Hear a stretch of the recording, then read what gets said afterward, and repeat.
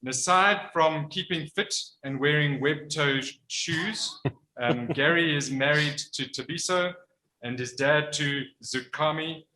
And being a parent is possibly the greatest motivator in our collective quest to halt environmental damage and to ensure a sustainable world for our children.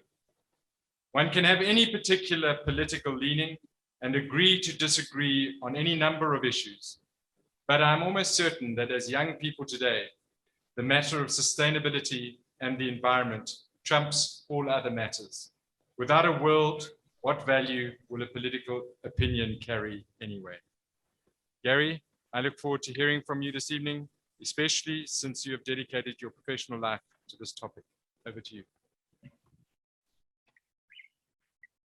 Thank you very much for that very generous and warm introduction. Hello, everybody. Let me just move that out of the way. So I was reflecting on the drive down here, how I anticipated that I would probably get quite emotional at some point, because this is the first time for probably more than a year that I've actually been able to speak to a room full of live bodies as opposed to a laptop screen. And it's quite a moment, I think, to be able to do that again. It's been quite soul destroying in my line of work. A lot of what I'm doing really is advocating and trying to reach people and change their minds. And I'm doing that by staring at a computer screen with cameras turned off, unable to see reactions.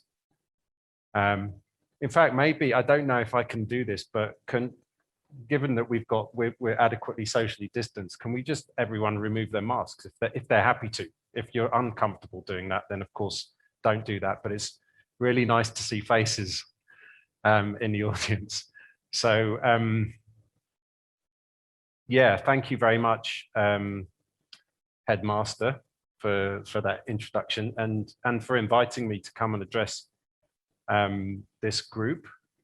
And it's a great privilege for me to be here, as I said, and I'm addressing as well a fairly privileged group, subsection of South African society. So, and perhaps even beyond South Africa too. And I think it's a safe bet that most of us have spent more time thinking about this COVID-19 pandemic in the last 12 months than we've spent thinking about climate change over the course of our entire lives. It's certainly true in the company where I work, and that's not a criticism. It's just a function of these different phenomena that I'm going to try to sort of explain to you. Now, it's understandable, but it's hugely problematic because climate change is orders of magnitude more consequential and damaging and irreversible in terms of socioeconomic impact and in terms of human lives and impact on society and so on than the pandemic. But we're not captivated by it because it's very, very slow moving. And it's not an event. And the pandemic is very much an event. I'm going to speak about that just now. So climate change is at once too slow to be treated as a crisis, and at the same time too serious to be treated as anything other than a crisis. So it's actually challenging to something about our evolutionary psychology. It's almost that we're not equipped to deal with something like this. Now, sustainability is obviously much, much bigger than climate change. But we can think about this sustainability as an agenda through the prism of climate change. It's quite useful because everything's interconnected. So over the next 45 minutes or so, I'm going to frame what I see as these four intersecting dilemmas that characterize the challenge confronting us over the next several decades.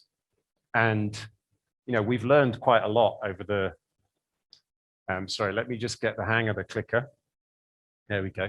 We've learned quite a lot over the last year about the character of systemic risk that we ought to be able to apply in the service of how we tackle climate change. But I still very much have my doubts that whether we're going to draw the right lessons and use them effectively. And first and foremost, we're facing, I think, a crisis of leadership. And so I thought it was appropriate to begin with the words of an expert in leadership coaching and development, Jennifer Garvey-Berger, who issues these 3 challenges to aspiring leaders. And I think I'm addressing a room full of aspiring leaders.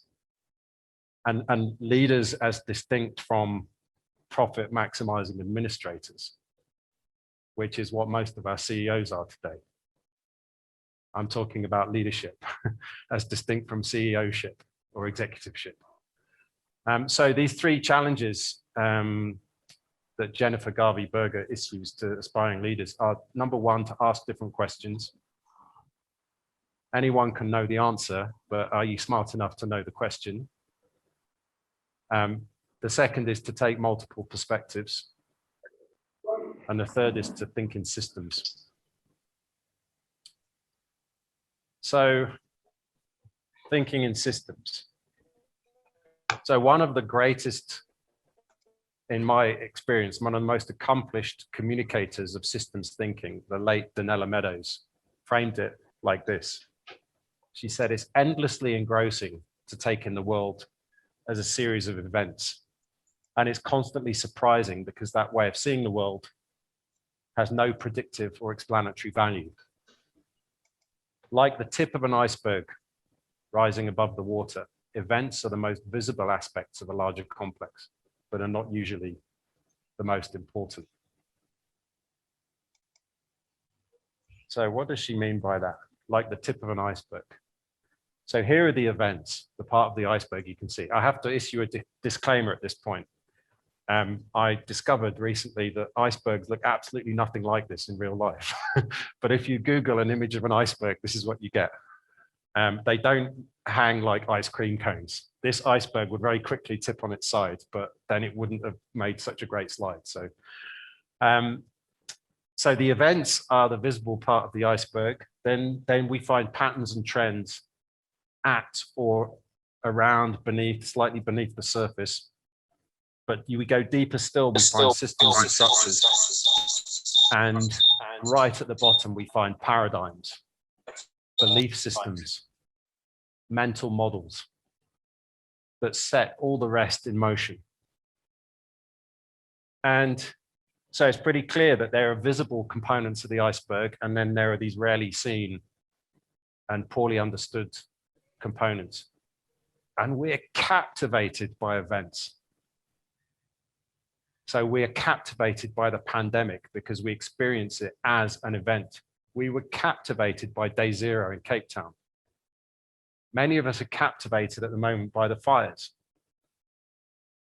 These are events, and what we do, and we love to do this, we love to react to events because it gives us a sense of agency.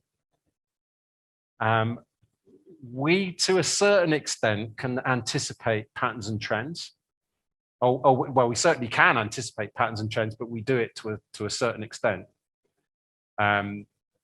We very rarely set about designing or redesigning our systems and our structures.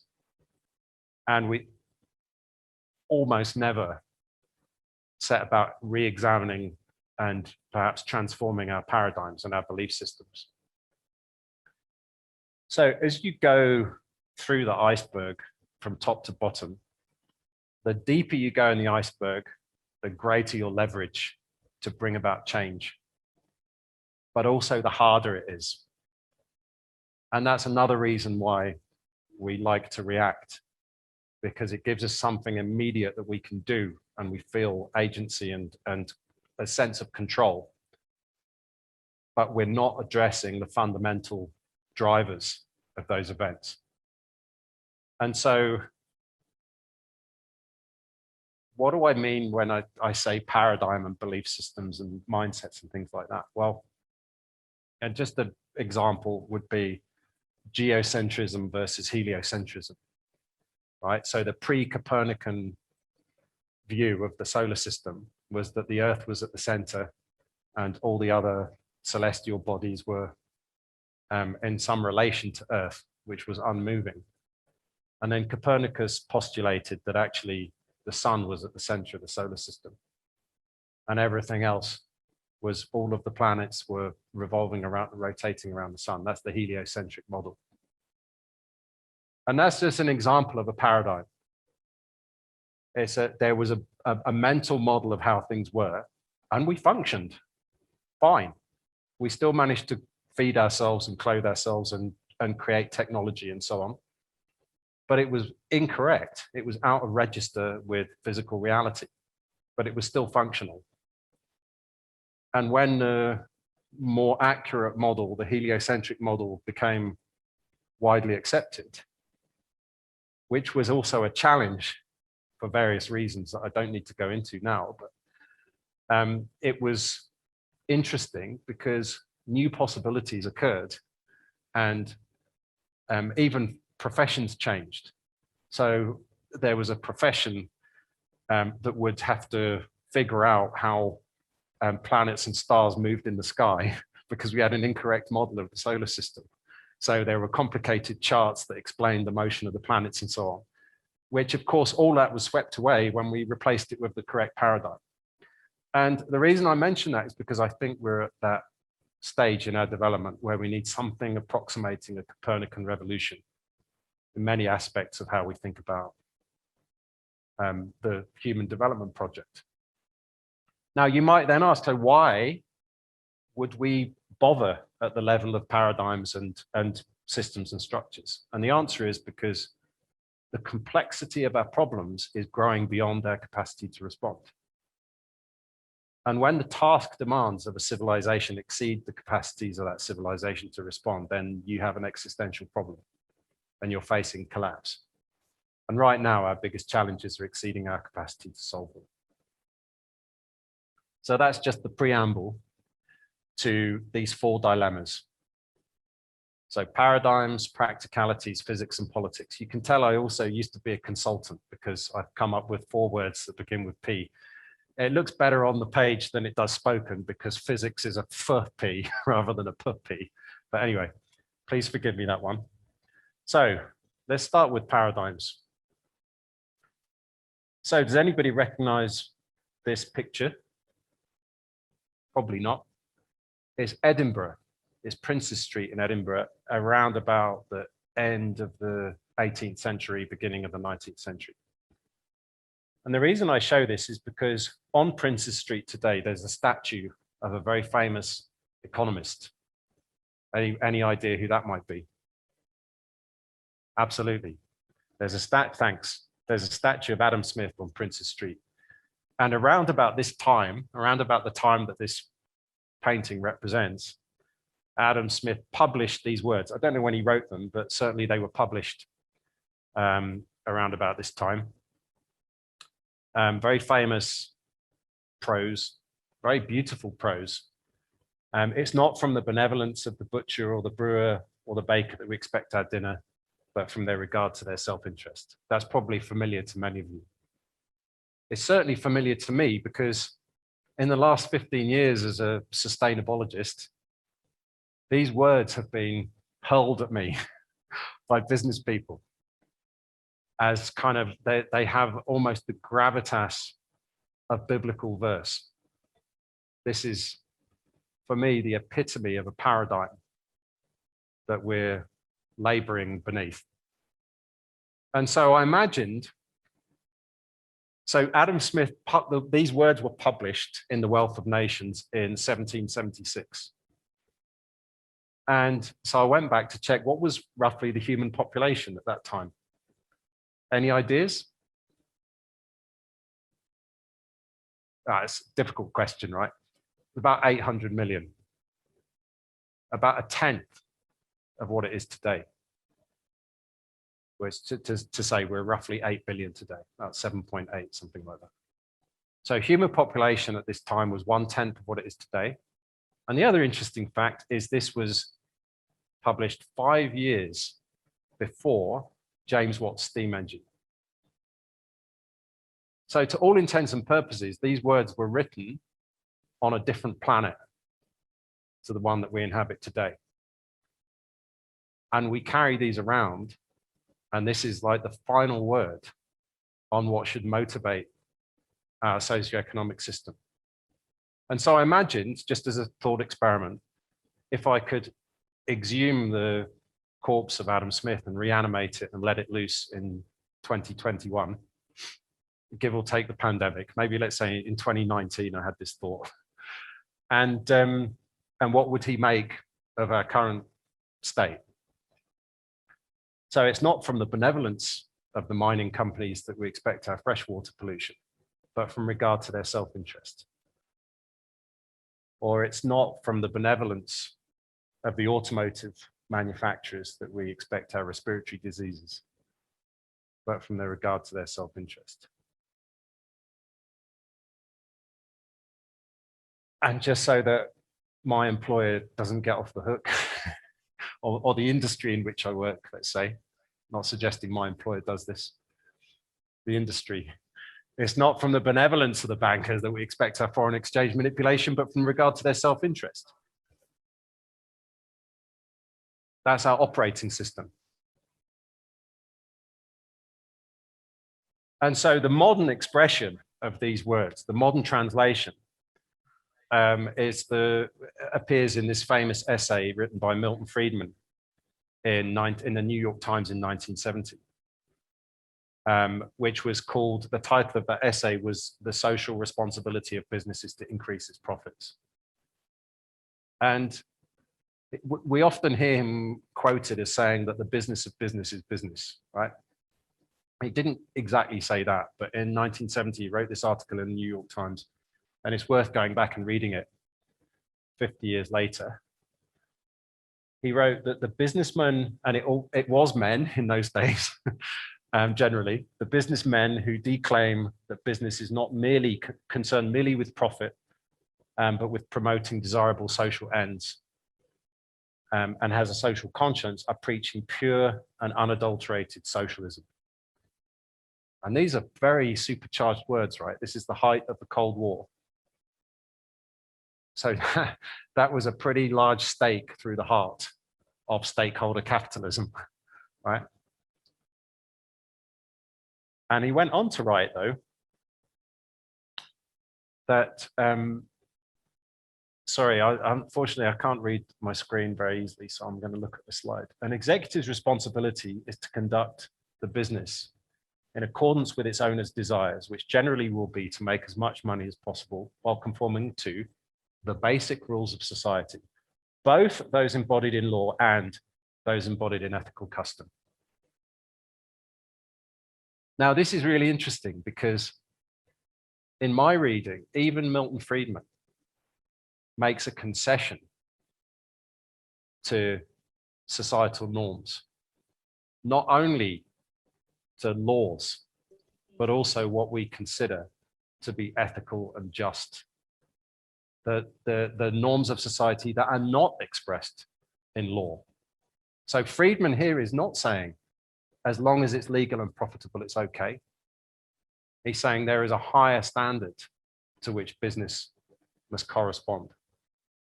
And that, I think, in there is the origin, or maybe not the origin, but at least an indicator of the type of paradigm shift that we face, or that we need at least. So that's just the first, dilemma really, is how do we shift paradigms? Because this idea of it's not from the benevolence is extremely deeply held. It's such a deeply held assumption that it's an assumption that we're not even aware of consciously. And those are the difficult ones. So what do I mean when I say practicalities? So in Mr. Harris's introduction, what he didn't mention is that in the first 9 years of my professional life, after graduating with a PhD in physical chemistry, I worked in the oil and gas sector. So for the last 15 years, I've been trying to work off some of the guilt that accrued at that time But it was a fantastic place to learn about about energy systems and about what really is the real motive force behind the real economy. So practicalities. Now, from time to time, I'm going to weave in some learnings from the pandemic and then juxtapose those onto this challenge that we face with respect to climate change. So here's the first one. I'm sure many of you have seen a slide like this before, or a figure like this before. And the idea of flattening the curve. 18 months ago, we had no idea what that meant, did we? Now, if I say you've got to flatten the curve, everyone knows, more or less. We all know. Flatten the curve, why? Well, because in these two, in this schematic, in the two curves, the one on the left and the one on the right, the area under the curve represents the total number of infections. And the area under the curve is the same, and the left and the right. So the same number of people are getting COVID here, but there's a massive difference between a situation on the left and a situation on the right in terms of how we cope. Because if we get all those infections at once, we overwhelm our institutional capacity to respond. And if we can delay the infections, same number of people get sick, but we manage. Because we not only stay below the health system capacity, but we also buy time to increase the health system capacity, which is what South Africa did. And actually, I didn't mention this. I've got very fond memories of this part of the world because it was just a few miles away that I contracted my COVID. So I'll always remember this place. It was just at the Mandela Memorial, no, the capture site. That was where I had my exposure in December. I'm still battling with it, by the way. The fatigue is unbelievable. But anyway, I digress. You understand the point here of flattening the curve. So now, what about emissions, the emissions curve? This is CO2 emissions in gigatons per year from 1850 up to the present day. And then in green, you see the rate of emissions reductions, or the trajectory, if you like, of our emissions, if we wanted to limit warming to around about 1.5 degrees. This is for a 2/3 probability of staying or limiting warming to 1.5. This is the rate of descent, if you like, to give us a likely probability of maintaining that, limiting that temperature rise. If we'd started 20 years ago. But as you can see from the black line, we didn't do that. So what happens now? To achieve the same stabilization, the decline rate looks like this. The area under those two curves is the same. The total cumulative emissions is the same. But we've just squandered 20 years. So we've done the opposite of flattening the curve. And just as in the pandemic, you can think of it like this: the gradient of that curve represents hardship, represents cost, represents dislocation, difficulty. And that's where we are now. If we carry on like this, you can see, I think, quite easily in your mind's eye, it looks like a cliff face, if it doesn't already, right? So you'll know, I'm sure, you'll be familiar with the Paris Agreement on climate change. So the Paris Agreement, which was signed in 2015, says we have to stay below 2 degrees versus the long-term pre-industrial average, and try our damnedest to limit warming to 1.5. Okay, so there are 2 temperature thresholds in the Paris Agreement. So immediately looking at this, you say, well, this is what 1.5 looks like. Can you tell me what 2 looks like? Because that sounds a bit easier. Okay. So this is what 2 looks like. So we can flatten the curve in a sense by accepting more climate change. So we can bargain with ourselves and say, well, maybe 2 degrees isn't so bad, because now we've got a gradient that looks more like what the 1.5 degrees gradient looked like 20 years ago. But that sounds a lot like kicking the can down the road again. So the rate of descent now is something like 7% a year globally. We have to reduce emissions by 7% this year and next year and the year after and the year after that. That is about the same as the emissions reductions that we experienced through the pandemic last year. Globally, emissions dropped by about 7%. That felt like the world being tipped off a cliff, right? So plainly, we can't do this by disaster. We have to do it by design. Because doing it by just saying, stop everything, that gave us 1 year of the emissions reductions that we need. And it seems that the early data is in that in 2021, emissions are growing again, steeply. Maybe not back to 2019 levels, but maybe back to 2017 levels or 2018 levels. So you'll notice the dotted line here. I'm going to come back to this. This is saying if we are on that 2 degrees trajectory, and remember what Paris says is effectively we've got to limit the temperature rise between 2 degrees and 1.5 degrees. So we're trying to thread this needle here. So that's the outer limit of what we can accept, 2 degrees. And that gives us in 2050, 12.5 billion tons of CO2 per year. With 2 billion more people on Earth. We're going to add 2 billion to the global population in the next 30 years. So we're going to be about 9.7 billion, something like that, in 2050. And we're going to reduce emissions from 42 down to 12. That's all CO2 emissions. Now that means we've got to completely decarbonize our energy system in 30 years. Because we know how to do that. We can do it with current technology and we can do it affordably. But there are other sources of emissions we don't know how to deal with. So when we see that 12.5, that 12.5 there in 2050 is for all those other things that we don't know what to do with at the moment.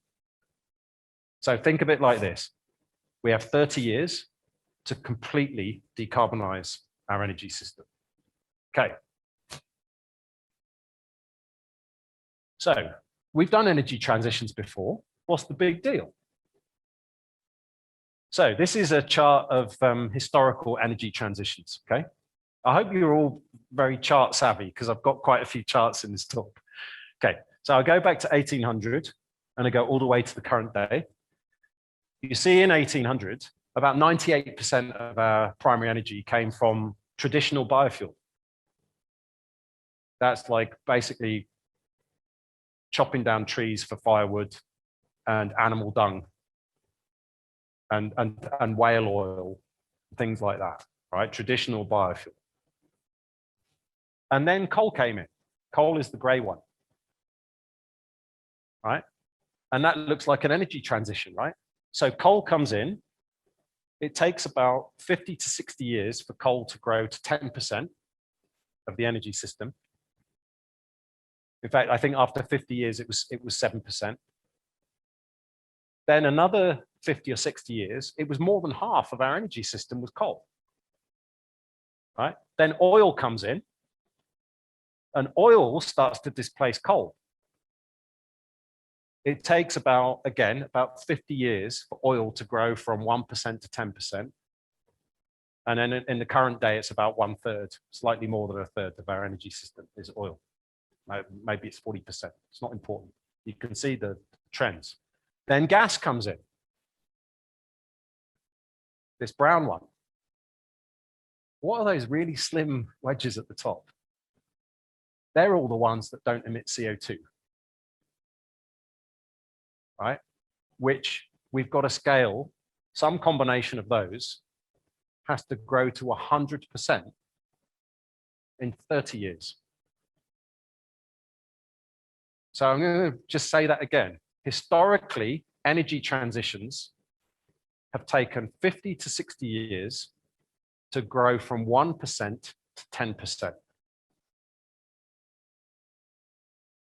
And this time, we've got to take those little ones up there and grow them collectively to 100% in 30 years. That's half the time, right? That's challenging, eh? It gets much worse than that. Because here, I've scaled this to 100. What happens when I change the axis and scale it in absolute terms? That's what happens. Okay. We have never left an energy source behind. In the time frame under consideration, right? In the last 200 and odd years. Look at traditional biofuels. Remember on the previous slide, sorry, can I do this? Traditional biofuels, it almost goes down to almost nothing, right? In absolute terms, it's as big as it ever was. Coal grows from 7% to 55% and then falls to 28%. Between 1910 and the current day, coal has quadrupled in size as it has halved its relative share. Look at oil, right? All of these wedges, every time in history we've discovered a new energy source, we have simply stacked it on top of what we already had, which has itself grown. So what we've got to do is take the green, which is a problem anyway, deforestation and animal dung and health implications of, indoor smoke inhalation, all that kind of stuff. We've got to eliminate that. We've got to eliminate coal. We've got to eliminate oil. We've got to eliminate gas. And we've got to take those multicolored wedges at the top and take them to 100%. And we've got to do it in 30 years.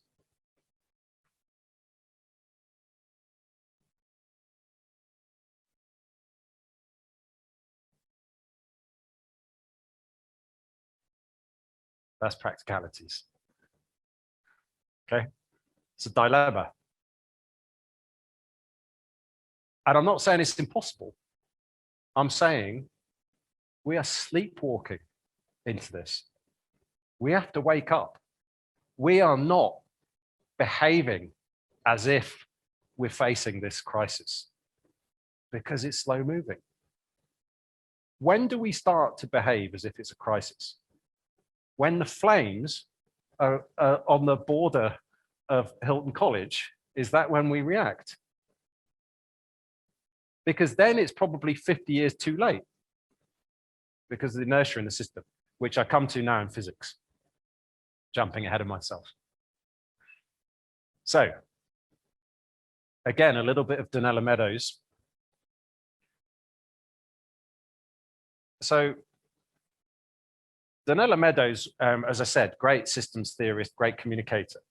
She wrote that a delay in a feedback process is critical relative to the rate of change in the system state that the feedback loop is trying to control.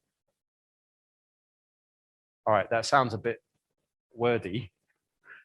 She's just saying it's really a problem if what you're trying to do has a long feedback loop.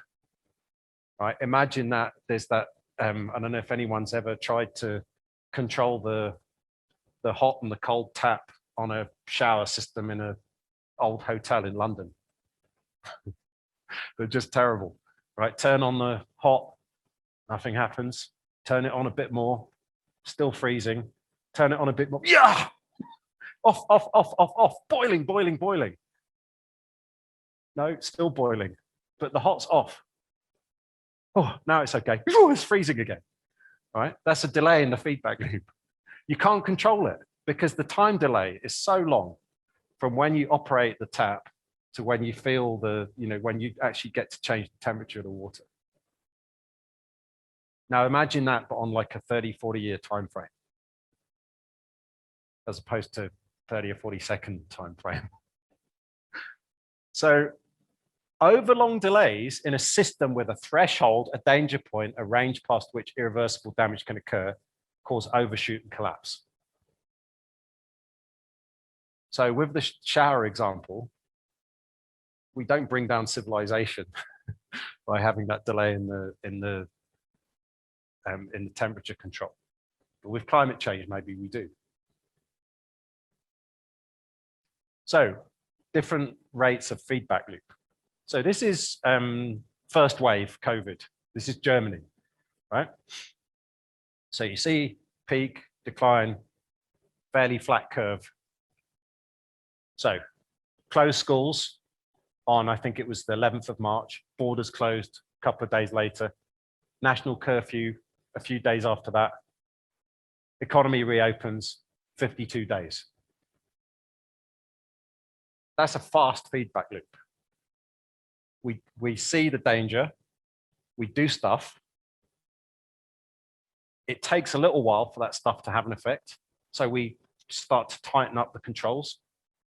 Very quickly, we get it under control. As long as everyone behaves themselves, we get it back down under control, 52 days. A week after that, we've got football back. This mattered. This is something approximating normal life resuming. Thank goodness the Germans managed to do this. It allowed us to get back in the Premier League and for Liverpool to finally win the title after 30 years, albeit in an empty stadium, which broke my heart. So that's a fast feedback loop. What does a slow feedback loop look like? So this deserves a little bit of explanation. It's another one of my charts. So it's not my chart, it's from the IPCC. So now I'm looking at the temperature trend from 1900 to the present day. You can see the gradual warming trend, right? Now going forwards, there are two scenarios that I'm presenting. The blue one, which is a nice kind of gentle stabilization at 1.5 degrees. If you look at this axis here, this is the one I want you to look at, because this is relative to the pre-industrial era. So this blue line is the Paris scenario. We stabilize temperatures at around 1.5 degrees. It looks rather benign, this one, right? This is the one where we have entirely re-engineered our energy system in 30 years. So remember that the emissions curve that kind of drops like a cliff. This is what it looks like in terms of the temperature stabilization. That's the delay in the feedback loops. The red one is the one where we just continue chugging away, burning fossil fuels, and we don't give a damn. That's what that's the red scenario. So these are two extremes. And the plumes, the kind of shaded areas either side of the line, are the uncertainties in the models. All right, all of this is being spat out of computer models, very complex climate models. And so you see, we think that the blue one is around about 1.5. It could limit temperature rise to 1. It could even go to 2.3. But let's say 1.5 looks like the best guess. The other one looks like 4.5. What I want you to focus on is the next 30 years. That's this area. Because in these two scenarios, what is actually going on in our lives is radically different. Remember, the blue scenario is 30 years of complete overhaul of the energy system, behavior change, unpopular policies, limit maybe carbon budgets for individuals. That, you know, restrictions on how often we fly to the extent that we're privileged enough to fly, right? Bans on internal combustion engines, things like that. That's what the blue line looks like. The red line is business as usual. In the next 30 years, there's almost no difference in the climate change that we experience, because there's still a strong overlap in the two models. So what that means is we could be on the blue trajectory or the red trajectory from a climate change perspective, and we wouldn't know. Think about that. How difficult that is going to be for society to deal with, for politics to deal with. We were fed up with the lockdowns after 3 weeks. We're talking about 30 years. Now, I'm not saying 30 years of lockdown. I'm saying 30 years of acting as if this is an emergency. How does a human being do that? How do human systems deal with that when you're dealing with electoral cycles of 4 to 5 years, where you're dealing with, this is ripe for a populist politician to come in and say, this is all nonsense. Look, they're taking away your this and your this and your this, and the temperature's still rising. It will. Because until we get to zero emissions, net emissions, we're still adding greenhouse gases to the atmosphere. The temperature will still rise. So after 2050, that's when my daughter is, let's say, 32 years old. That is a radically different world. Right? That's where these trajectories diverge greatly, I should say. So what we do today and for the next 30 years, it can either give us a climate system that is livable, or it can give us a climate system that is utterly devastating. But during those 30 years, we won't really get the benefit.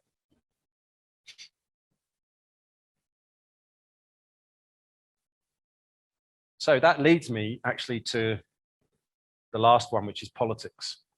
I mentioned all these things are intersected, because that's also a political problem.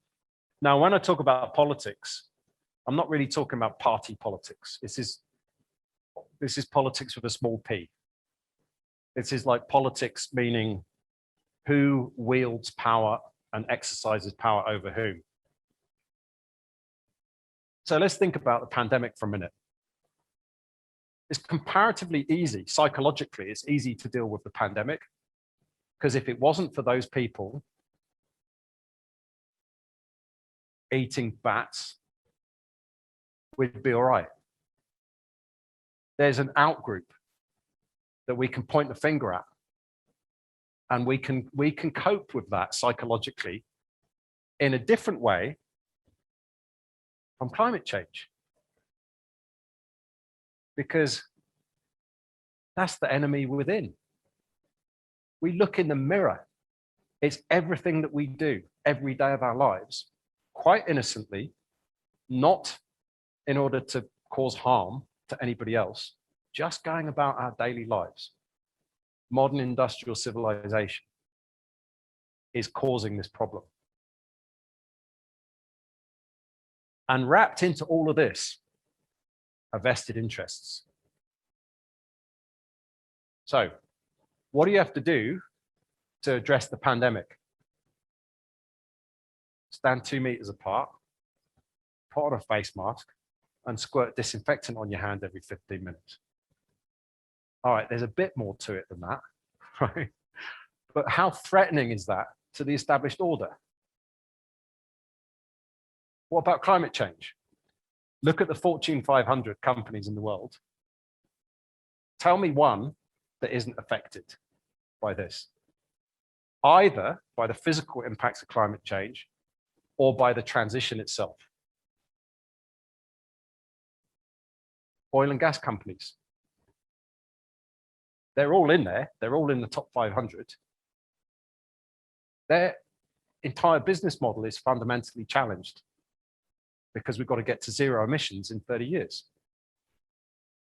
You think they're going to take that line down?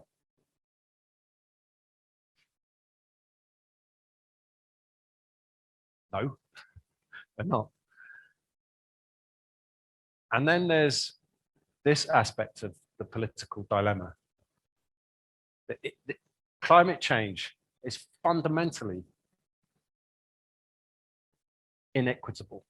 It's fundamentally unfair because the people who've caused this problem, let me put it another way. The people who haven't caused this problem are least well equipped to deal with the consequences and are most exposed to the impacts. And the people who have caused the problem have the resources to deal with it and are often living in, unfortunately, well, fortunately for them, but they're living in a climatic zone where actually it doesn't look, I mean, it's bad, it's still bad, but it's not as bad. So in South Africa, we get about double the global average of warming. So if global temperatures rise by 3 degrees, South Africa warms by 6 degrees. So this chart, again, deserves a little bit of explanation. If you look along the bottom, this is global population or cumulative population. So you'll see I'm at about 7.7, 7.8 billion on the horizontal, okay? On the vertical, this is per capita carbon emissions. So you can see high income countries, just over 1 billion people emitting at 11.3 tons of CO2 per person per year, right? So the size of the blue block is the total emissions from the high income countries. Then you've got the upper middle income countries, 2.6 billion people emitting on average at 6.4 tons. You understand how the chart works, right? Where do you think South Africa is on this picture? Somebody shout out where they think. Lower middle. Interestingly enough, as defined by the World Bank, South Africa is an upper middle income country, and it has per capita emissions of 8.1 tons of CO2 per person.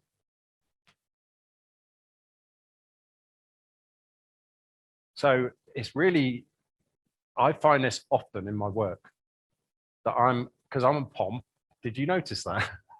Right. So as a POM coming down here, the Africa card comes out pretty quickly, gets put on the table. Yeah, we know climate change, Western Europe, you buggers caused this. We're Africa here, right? Give us a free pass. So let's look at it another way, because that's by income group. This is by region. North America, same sort of chart, right? Same thing, same principle. North America, 18 tons of CO2 per person on average. Then you've got a little wedge, Oceania, basically Australia, a little bit of New Zealand. Then you've got Europe, then Latin America, then Asia. Right, so that's China and India mostly. And then Africa. Look at Africa. On average, 1 ton of CO2 per person per year. And then I put South Africa into the picture. So when South African companies play the Africa card, as I call it, the arrow of logic is pointing directly at their heads. Because what they're saying is, South Africa is at the back of the queue behind these 50-odd countries in Africa that have next to no emissions.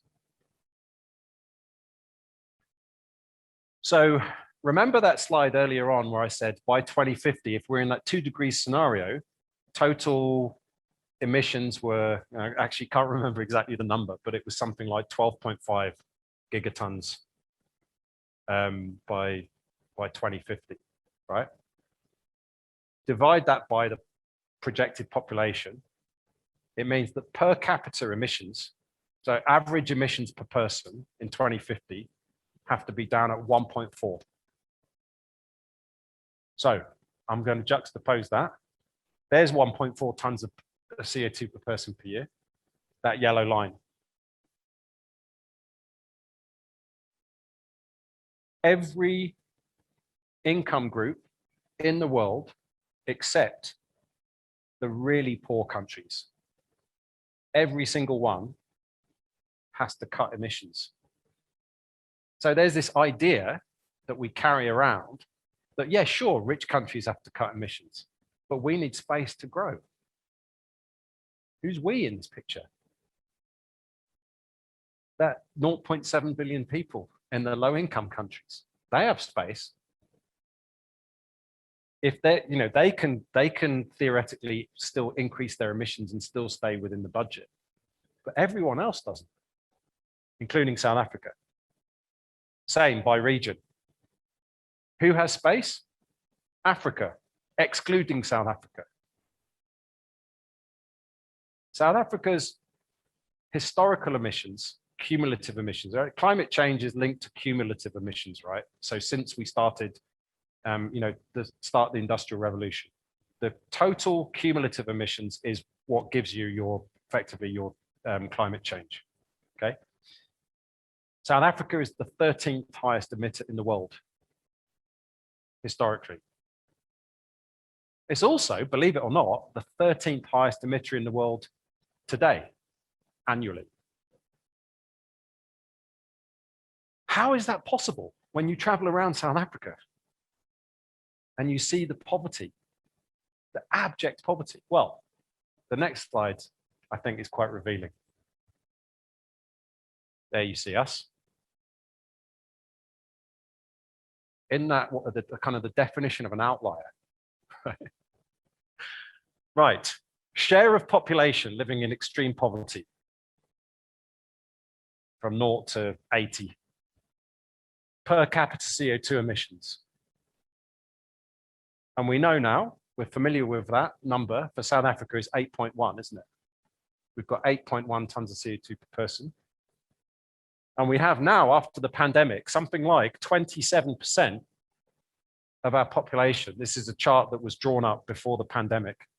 But since the pandemic, something like 27% of South Africans are in extreme poverty. So South Africa is now here. Boom. Right. So South Africa's in a proper pickle here, because given our level of emissions, we should have zero poverty. Right? More emissions per capita than the UK, France, Sweden, almost as high emissions as Germany. So given our emissions, we should have zero poverty. Given our poverty, we should have zero emissions. Right? Doing it the other way around. How do we thread the needle? And how is that possible? Inequality. This doesn't mean that 58 million South Africans have carbon footprints equivalent to 80 million Germans. It means that a very small number of us are off the charts, because a very large number of us are almost zero. When you see extreme wealth inequality or extreme income inequality, you see also at the same time extreme emissions inequality. And that Africa card that I mentioned, when that gets put on the table, it's put on the table, generally speaking, by someone who is exceptionally wealthy, who is employed, and is at the right end of the inequality scale. And they play this card that says, We have poverty, inequality, and unemployment in this country. Back off. Where do you think their interests really lie? Not a criticism of their moral character. It's a commentary on the extent to which they're engaging in self-deception. Because we're not equipped to deal with this type of problem, as I mentioned. So I'll finish with the words of the outgoing governor of the Bank of England, Mark Carney. He says, climate change is the tragedy of the horizon. We know about the tragedy of the commons, right? This is the tragedy of the commons coupled with the tragedy of the horizon. The catastrophic impact of climate change will be felt beyond the traditional horizons of most actors, imposing a cost on future generations that the current generation, that's us, has no direct incentive to fix. That means beyond the business cycle, the political cycle, the horizon of technocratic authorities like central banks who are bound by their mandates. In other words, once climate change becomes a defining issue for financial stability, it may already be too late. So just to reprise those 4 dilemmas, and I'm going to finish with open questions. I've absolutely no idea where I am on the time. Are we okay? Because I'm really winding up here. How can business subordinate self-interest to general interest? How can the energy system be fully decarbonized within 30 years? How can social systems reckon with these multi-decadal timeframes? And lastly, how can the inequities in climate change be peacefully reconciled? So that's me. And I want to thank everyone for listening. And I hope we're going to have a really interesting discussion and maybe a debate, or even just commentary. If you just want to reflect on what I've shared, that's also fine. But I'm going to hand back to, I think, is it Alexei that's going to drive this? Cheers.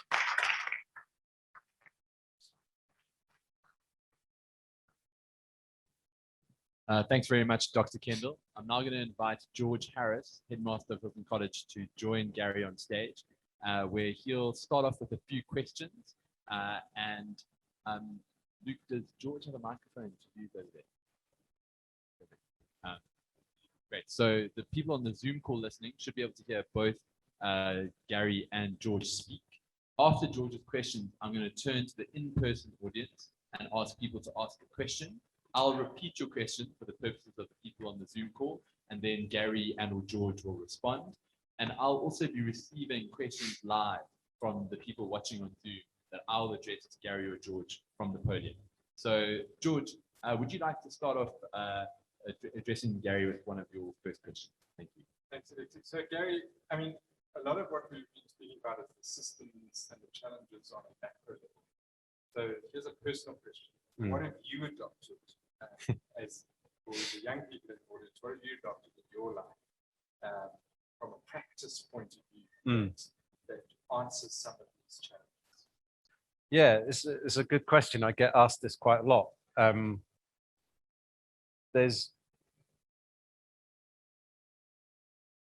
So firstly, I've dedicated the better part of my professional life to trying to advocate for the change that we need.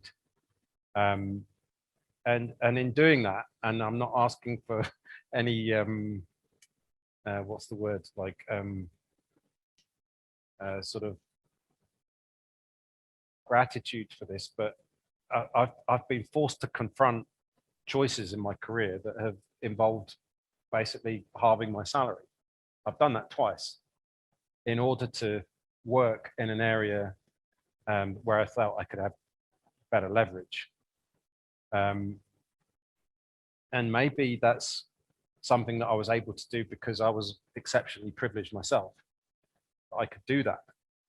I think if you are privileged, it's really important that you use that privilege for, you maximize the good that you can extract from that privilege, the greater kind of system good. And I don't think I've been always terribly effective at maximizing it, but I've been doing my best. And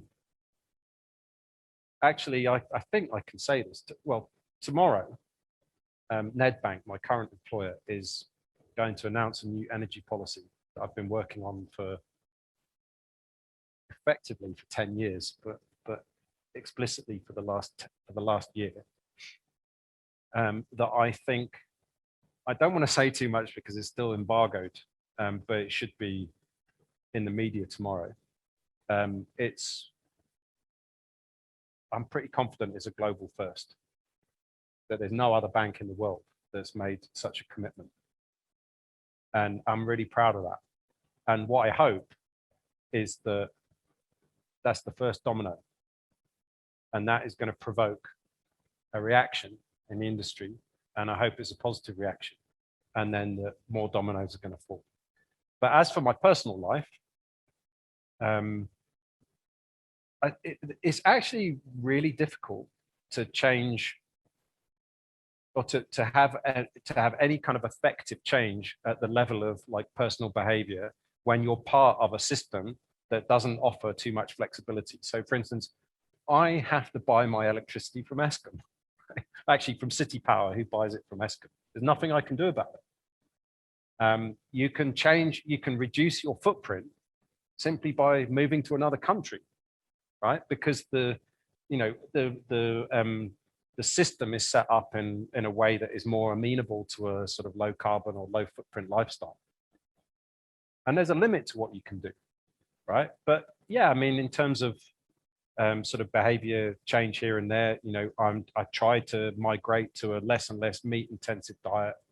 I don't think you have to be dogmatic about it and eliminate meat entirely, but if you can reduce your meat consumption by maybe 50, 80%, something like that, well then that's making a significant contribution. But yeah, it's I suppose we get to decide if we want to be a hypocrite or a cynic, and I choose hypocrisy, right? I don't have the lowest carbon lifestyle. I flew to Madrid to watch the Champions League final in 2019 through the window of a cafe on a TV on the wall because I didn't have a ticket to get into the match. Now, that is an egregious waste of CO2. That probably emitted 5 tons of CO2, something like that whole trip. And in 2050, I only get 1.4 for the whole year. So that's really indefensible. But I'm weak. I'm a sequence of vital organs strung together within an endoskeleton wrapped in meat. And I love Liverpool. We can try and solve the Liverpool equation. But now that you've seen Hilton College, albeit briefly, and you took a drive around our beautiful estate, you were talking earlier about levers of design. What lever do you think we should be pulling here at Hilton? And that's a very cursory, you just seem to be, but what did you see that we have that maybe other places don't have, and what we could be pulling quite quickly to change the tip of the iceberg? Well, I wouldn't start at the tip. I would start at the bottom. And I think so often the first thing any organization wants to do is deal with what I call their operational footprint. And of course it's important, but it's often, not always, but it's often trivial in comparison to the full, if you like, value chain impacts of what they do. So you have an incredibly inspiring campus here, right? That is a place where you can inculcate different qualities of human being so that you release your pupils or students, I don't know how you refer to them, but you release them into the wild equipped to deal with these challenges. And so everything that you do on your campus around, maybe waste recycling and closing loops and water efficiency and all of that good stuff and renewable energy, you ought to do anyway, because it's part of your ethos and your ethics. But the biggest impact that you can have is through your syllabus and through your educational objectives. And just as, for instance, Nedbank has for many, many years been carbon neutral in inverted commas in its operations. But that's the square root of almost nothing in comparison to the footprint of our lending. If we finance a coal plant versus a wind farm, well, that's where we have our greatest leverage. And for you, your lending is your education.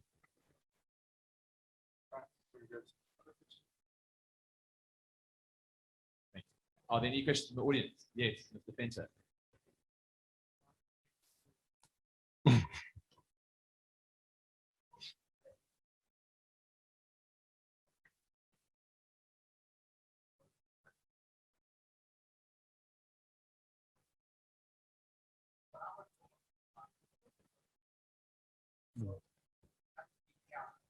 Mm.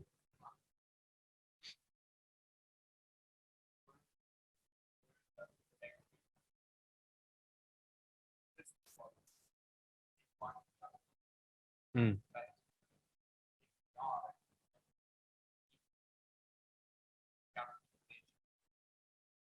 Mm.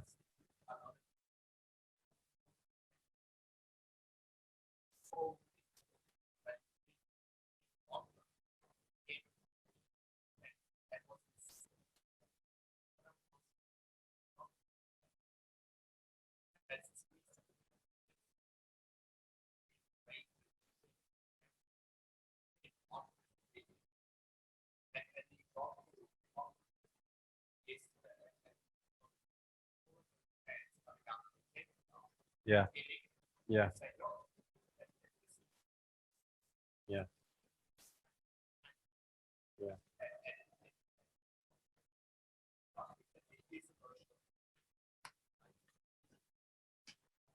I'm just going to repeat the question in fewer words. So, sorry, Mr. Fenter. So the question really was, do we as a species, don't we already have the capacity to use our political agency to rein in capitalist interests? And should there have been these examples, the Great Depression, even these protests to do with the Super League football, that should give us hope about our capacity to exercise our agency as political actors? Yeah, and the long form version was fine, I thought, but it's also fine to shorten it. Listen, I mean, I don't want people to leave the room here feeling really depressed and bleak, right? I want people to be awake to what we face, and hopefully to be inspired to want to do something about it, because in some respects, this is just the most exciting moment in human history, because we have to do something utterly unprecedented. Now, that word unprecedented is so overused that it's just become kind of scrubbed of meaning. But this is truly unprecedented in the sense that we've never embarked on anything like this certainly since the beginning of industrial society in maybe, the middle of the 18th century. So that's something that I hope that the brightest minds in the world want to sign up to, rather than wanting to get involved in a social media company that is keeping everybody distracted from what's important. Right? I was actually chatting to my brother as I was driving down. My brother also works in the space and set up a foundation called Future Fit, which is, if anyone's interested in, they can Google that, but it's basically talking about the same sorts of things. And what came to me is that we were talking about the football, And it's like, we seem to be so bored with civilization that we are doing things that hasten its demise, right? We don't do that consciously, but it's like we're almost drawn to things that are wasteful and frivolous and unproductive. And I think because deep down, we're so unsatisfied with the lack of meaning in our lives that we fill it with nonsense. And what I worry about when we need to come together and find cohesion and a new social contract and political will and all that stuff, we are living in an experiment which none of us have signed up to, that is pulling us apart, that is polarizing us, that we're finding ourselves sucked into echo chambers and filter bubbles, and that we can't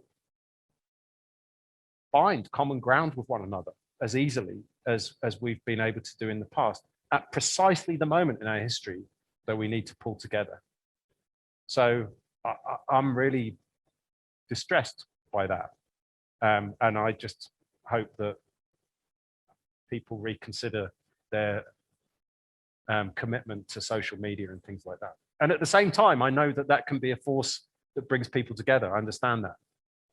And that maybe is what allowed people to mobilize very quickly against the Super League, right?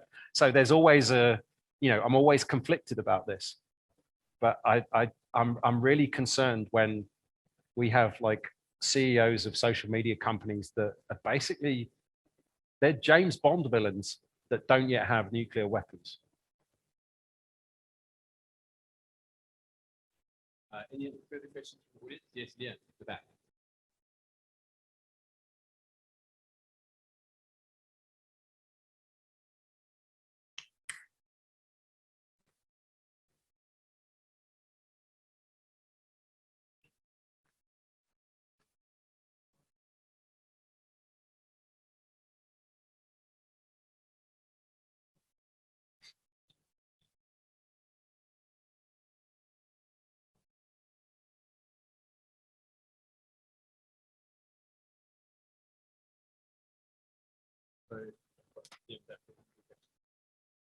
So the question from the audience was surely this political pressure to kind of move to more sustainable livelihoods and more sustainable practices is precisely the free market capitalism would recognize that kind of social pressure and would adapt accordingly.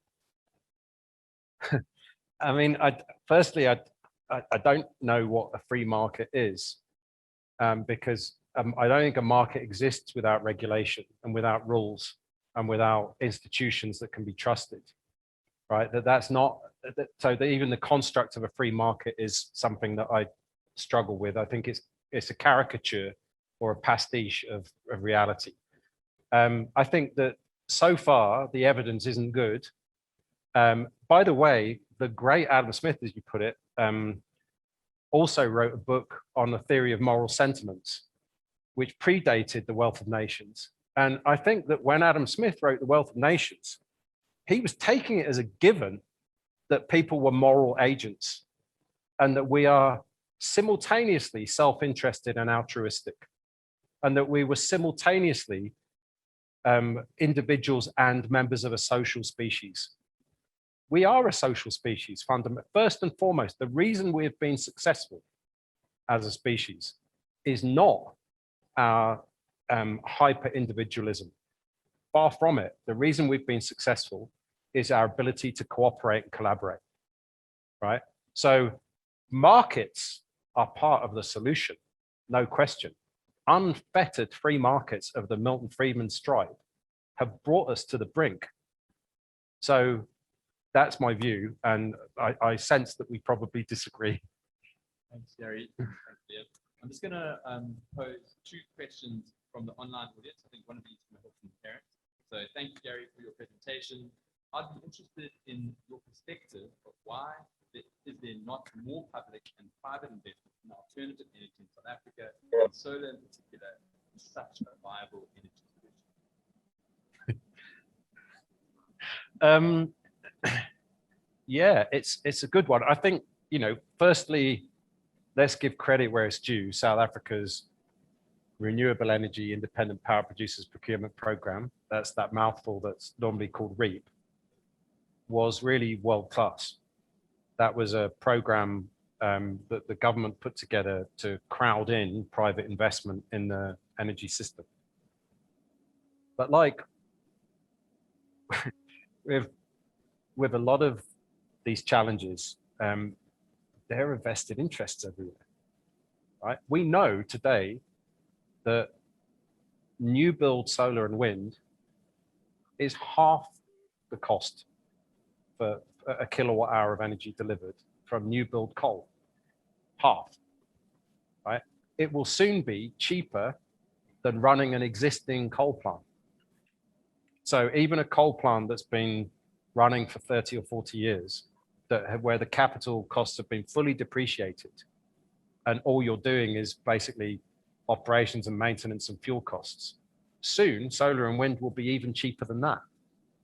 Now, at that point, keeping the coal industry alive is a subsidy that we are all paying. Now, a subsidy might be, subsidies are legitimate. If we come back to the free market point, subsidies are fully legitimate if they serve the public interest.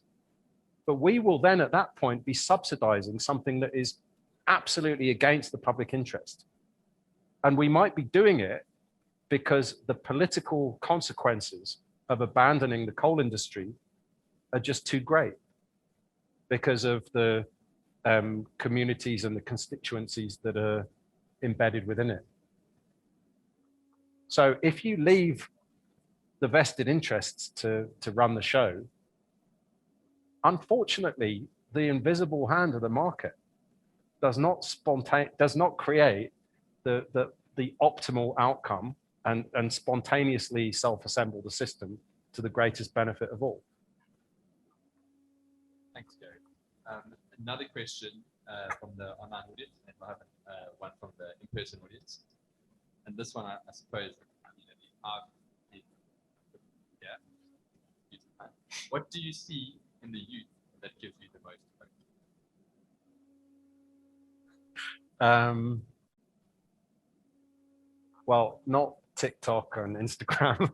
I don't know if that's what people use these. I don't know, no idea. But look, I mean, I think we should all be inspired by the movements around the world and the, spearheaded by the likes of Greta Thunberg. And you might say, well, yeah, okay, it's okay if you're in Sweden to be, and privileged and all the rest of it. I'm quite sure that most of the pupils here have as much, if not more, means than Greta. So, I think it's possible to achieve extraordinary change and to be inspiring and to be leaders without waiting until you're an executive, right? You can still lead as Greta has shown. So I don't know, what I find also inspiring is that I gave that example of the we need something like a Copernican revolution. I think what's difficult is for when there is a paradigm shift, it normally comes about not because people with the old paradigm suddenly wake up to the new one. It's that people with the old paradigm just shuffle off and become irrelevant, and people with the new paradigm are coming through, right? So you understand what I mean? It's not that we suddenly change everybody's minds. It's just that new minds with new realities come through, and with the new paradigm takes root that way. So yeah, it's so I hope you're not all acolytes of Milton Friedman in this room. Let's put it that way. Thanks, Gary. Question.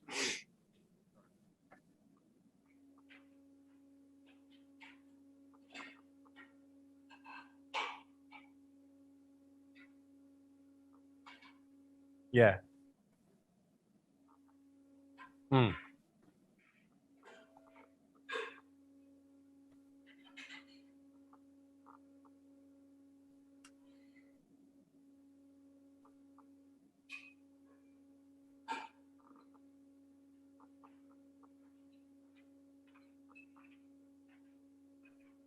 Mm. Yeah. Yeah. Yeah. Yeah. So the question was, does Gary have access to politicians, such as the Minister of Environmental Affairs, Parliamentary Select Committee? There's a lot of real power there in terms of decision making. I don't have personal access to the names that you mentioned, or the committees and the bodies, but I mean, I myself and my colleagues do kind of through other industry bodies, like through BASA, the Banking Association of South Africa, through various other kind of industry platforms that have more that kind of that provide that representation from the industry, and we're quite. I think we put our thought leadership through those channels, but so it's always, you know, it's I don't directly have Barbara Creasy on the end of the phone. But what I would say about your point about political will and you need to get there, it is kind of a dance, because what companies do changes the political context of and creates space for politicians to act. And what civil society does changes what companies can do. So to give you an example, there's an organization, I'm sure you're familiar with the name, Just Share. I don't know if you are, but so they're like activist shareholders, and they went after a couple of banks some time ago, maybe it was a year or 18 months ago, and kind of imposed shareholder or presented shareholder resolutions for the bank's AGMs. And in response to them going after some of Nedbank's competitors, Nedbank then decided, actually, we've got to get out in front of this, and we're going to propose our own shareholder resolutions around adopting an energy policy and a climate change strategy and all the rest of it.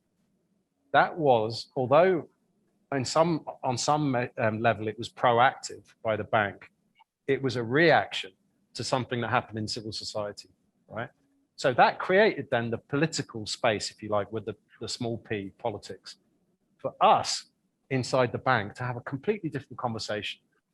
Because now there was a shareholder resolution which passed 100%, which created the space for us to have a really generative discussion about how do we create an energy policy that's aligned with the Paris Agreement? And that's what we did. And that's what's going to be the big reveal tomorrow. Now, equally, when we do that, that creates the space, or if you like, it raises the temperature on, you know, other actors in the sector. And if one or two of them move, suddenly government's looking at this and thinking, actually, we can go further than we have in the past. We can do more. We can, you know, if this is what the banks of South Africa are prepared to do, well, we can go to Glasgow in November and put something even more ambitious on the table.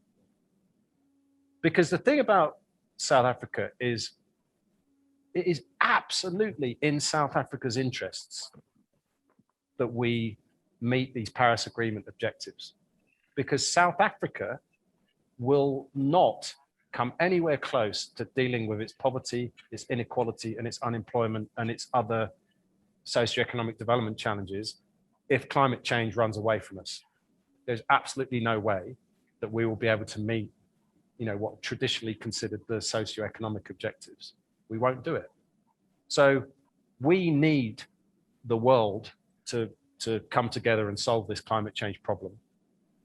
And we can't expect that if we're unable to show that we're doing our part. So as I'm sorry, long-winded answer to your question, but I think it's a dynamic system with feedback loops, right? And it's not, well, if only government did this, and if only businesses did that. And, you know, I worked for, and also between Exxon and Nedbank, I worked for WWF, would you believe? Right? So I've been on that side of the table as well. And, you know, everywhere and then in academia in Cambridge University and everywhere I've been, it's been, if only someone else did this. It's like we've all got to do it and play our different roles. And it's the thing that I celebrate is that when South Africa has a really vibrant and informed civil society, then change can happen. We don't need to be told. We can come together and we can make change happen. I mean, this is a big part of South Africa's history. Has proven that that's possible. Thanks very much, Gary. We have, sorry, Rolf, I'll take your question in a minute, but we've got a kind of a linked question from Terence Sabia on Zoom. That says, South Africa, in particular unions, advocate for massive industrialization, leveraging the abundance of coal and other natural resources. They claim this will also go a long way in solving unemployment. What would you say to COSATU in their publicly stated industrialization policy? Well, firstly, I haven't read it, so it's hard to know exactly how to comment. But if the suggestion is that coal is going to power socioeconomic development in this country, they're about 150 years too late.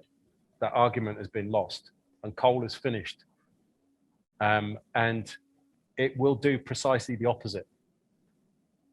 We won't come anywhere close to solving this climate problem if we continue with coal for very much longer. Coal's finished.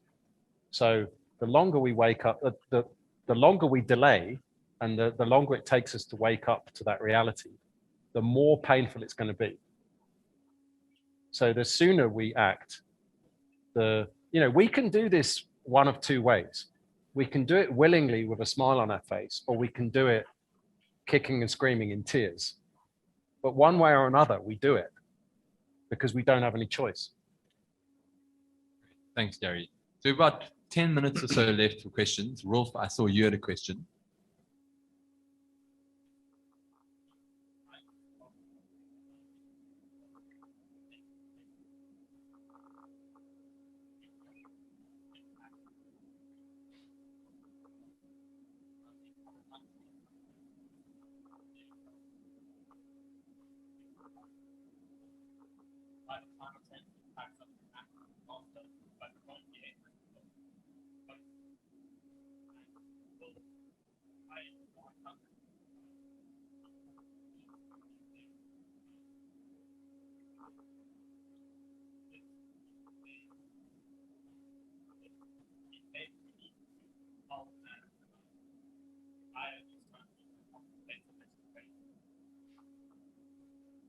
So the question was, if we don't meet the difficult to achieve energy shift goals that Gary outlined in his presentation, will low-income countries suffer the greatest burden of this failure to meet this shift? And whose responsibility is it then to support them in the circumstances that they'll face as a result of this failure? Was that an accurate rephrasing of your question? Okay, fine. Look, we have three options in in addressing the climate change challenge. There are sort of three categories of response, and for a limited amount of time, to a certain extent, we get to decide how much of each category we choose.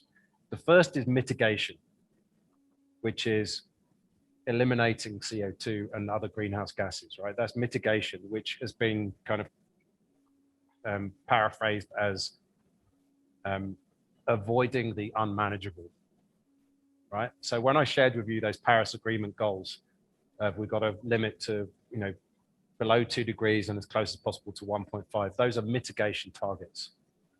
That's category one. That's what I was talking about with the re-engineering the energy system. The second category is adaptation, which is managing the unavoidable.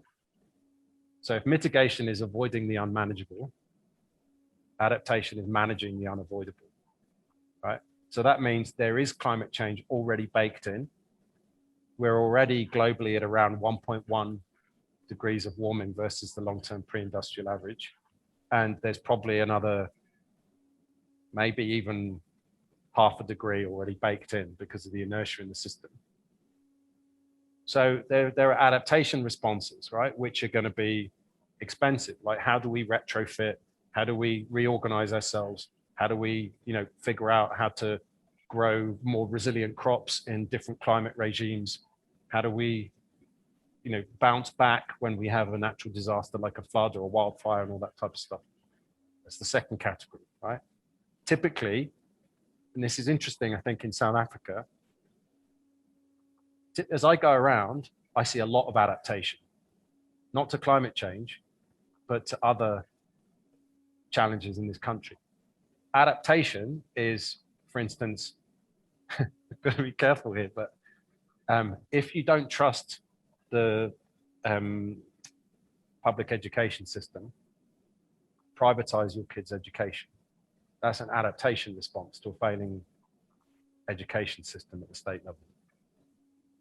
Right? So I come from the UK where, you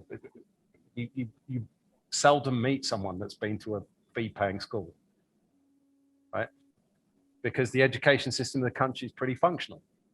So people don't worry about sending their kids to a free school.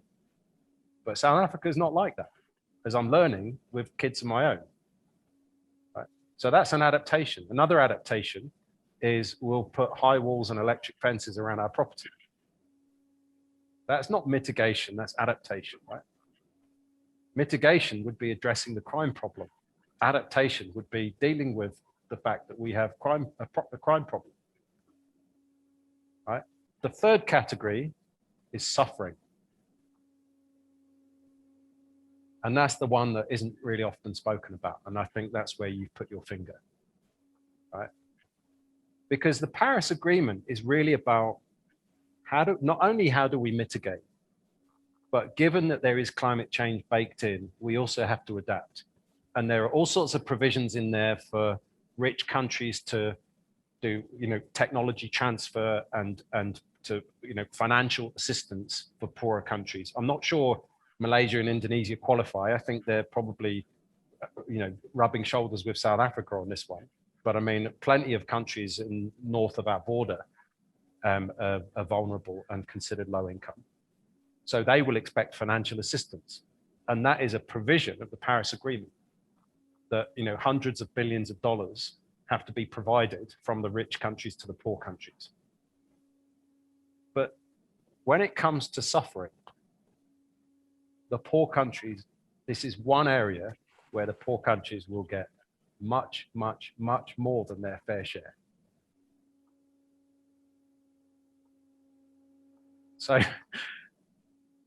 we need to understand, and this is where it gets difficult when we have a paradigm of maximizing private self-interest.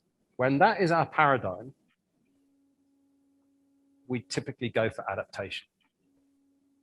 Because mitigation entails a cost to me for a benefit that accrues to someone else, somewhere else, sometime else. That is like the antithesis of the paradigm of maximize private, financial self-interest. Adaptation, examples I gave you, well, I pay, but I benefit today. And that's a big shift in our mindset, hey? And that's why we need regulation, because we need to be told. And if you like, in the pandemic, we saw this. Because we had to be told, you have to do this for the interests of society, not necessarily for your own self-interest. But if we all do this and we all take a personal hit, the system will benefit. And we had to be told. Thanks, Gary. Are there any more in-person questions? Okay, so we can take one from Andrew and then from Tristan.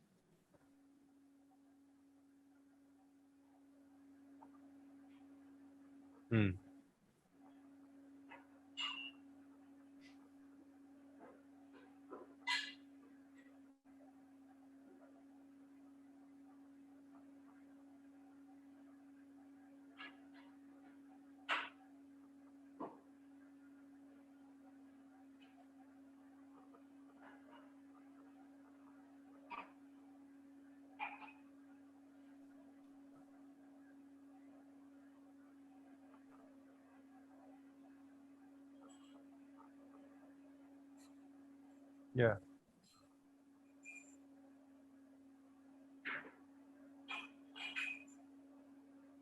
So, what are top companies in South Africa doing to mitigate their carbon emissions, or what could they do?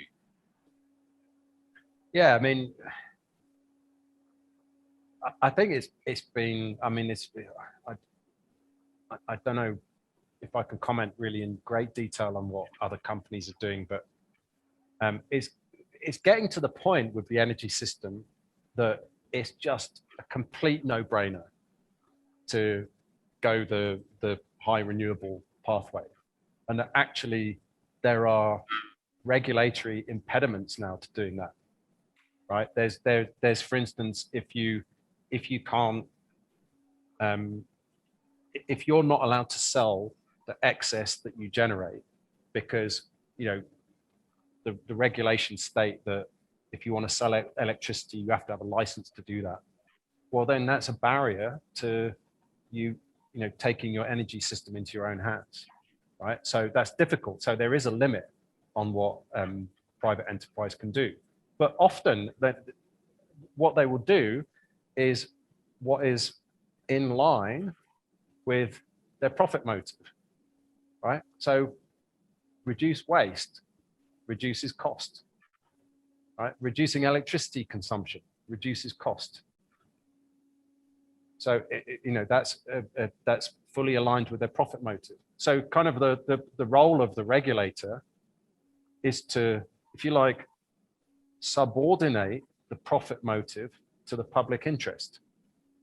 So if we can create a regulatory environment that says it makes business sense to do the right thing because that is the more profitable thing, well, then companies just do it. And that comes back to what I was saying about, I don't know what a free market is, because markets operate within a regulatory environment. And what the regulators say you can do or can't do really can constrain, companies that want to do the right thing. But another thing I'd say is that there are astonishing business opportunities in solving these problems. And that's where markets do come in, right? There are, just trillions of rands of investment opportunities and lending opportunities available in the transition, and not just in the energy system, but in thinking about sustainable cities and new industrial processes and things like that, and new materials, all this kind of stuff. Fourth industrial revolution, just an astonishing array of opportunities, and companies are looking at these. So yeah, this is, I mean, as I say, I don't want to comment too much on what other companies are doing, but I say from Nedbank's point of view, it's definitely moving now from operationally we're sustainable to what do our products and services enable other people to do, right? So because if you want to have the greatest leverage, and by the way, win new markets and new clients and new revenue streams by solving a problem for your clients, an unmet need, great business sense. So look at the Sustainable Development Agenda as a catalogue of unmet client needs, rather than a burden that we all have to shoulder. Thanks, Gary. And I think Tristan's question might be our last one for tonight, and this is the last person who's got a question for Gary after Tristan. Okay, great. Tristan.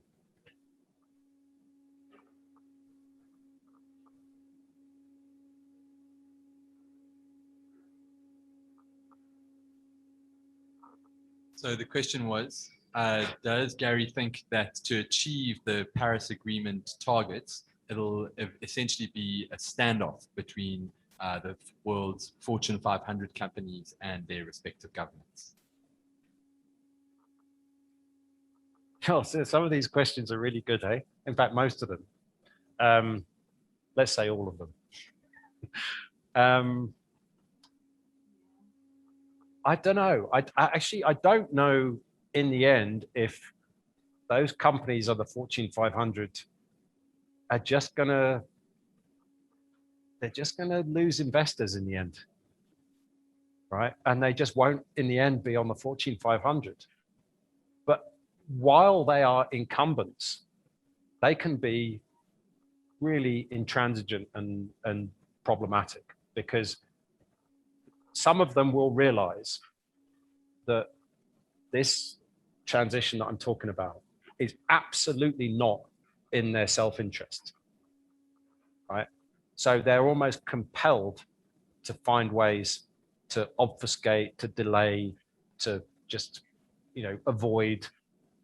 But in the end, I think this will, I think they will just wither and die, unless they transform themselves. And a great example I think I like to use is, if I'm allowed to talk about another company, I'm going to talk about BMW, right? That's a company with 100 years of history of making really sexy, fast, exciting, loud internal combustion engine cars that people really want to drive. And some years ago, they figured out that if that's what they continued doing, they would die. So they created that sub-brand BMW i. That is really hard for a company to do, with a company with 100 years of, you think about it, all of their execs who had to make that decision were invested in engines, right? And that was their DNA. And they figured out a way to carve out some resources in their company to create a fully electric car that was an authentic expression of the future of that company. And they didn't do it because they wanted to save polar bears. They did it because they wanted to save BMW. And I think there are case studies like that, that we all need to notice and learn from. How did they do it? And then you have the real insurgents like Tesla, right? Born in South Africa. And, they are a native EV company, and they've transformed the industry. Every other automotive company now, the ones that I suggested were causing respiratory diseases, are now realizing the writing's on the wall. Hey, Volkswagen 5-6 years ago were cheating the regulation so that they could continue profiting from diesel engines. They cheated the regulator, and they got an almighty slap around the head for that. And now they're saying, we're really sorry, we're going to go fully electric. So it is possible that companies can transform. The ones that don't will die, and not a moment too soon. Thanks very much, Gary. Liam, I'm afraid you can have your question in the foyer directly with Gary. I need to wrap up because there are people online and in the theatre audience who need to go home, but you'll have access to Gary in the theatre foyer. George, do you want to say a few words before I wrap up? Just to say that insurgent Elon Musk was in my class in the trip. So we took different paths. Enough said. But it would interest you that Gary's shirt is the periodic table. So you really live what you say. And I think that's a fantastic, this evening has been great from the point of view that even though there have been questions from all angles, your thoughtful responses and your ability to say, I'm not sure, but I think this has been wonderful for our boys to understand that no one has all the answers, but we have to grapple with the question, and we have to find ways of grappling with these questions in order to advance and to do more than mitigate and adapt, but actually become really. So thank you so much. Thank you, George. So just in closing, I'd like to say thank you very much to Hilton College for hosting Gary, as well as for collaborating with Roots to Resilience. Hilton College is committed to meeting our sustainable development goals. And this is clear in the way that we've rolled out the signature skills program. A lot of the school pupils in the audience tonight are part of that program and that we run collaboratively with Roots to Resilience, who've also helped to bring Gary here tonight. So a big thank you to them. And I'd like to say to the audience, thank you for being here, both on Zoom and in person. I hope you got a lot out of tonight. There's food in the foyer for the people here in person, and people at home, good night, wherever you may be.